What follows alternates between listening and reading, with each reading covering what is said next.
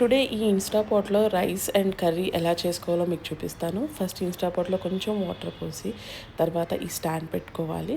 చూడండి ఇక్కడ బియ్యం నేను మంచిగా వాష్ చేసుకొని, ఇంకా అది పెట్టేస్తున్నాను ఒక స్టీల్ గిన్నెలో. తర్వాత నాకు కావాల్సిన వెజిటబుల్స్ పెట్టేస్తున్నా. టమాటా అండ్ దోసకాయ.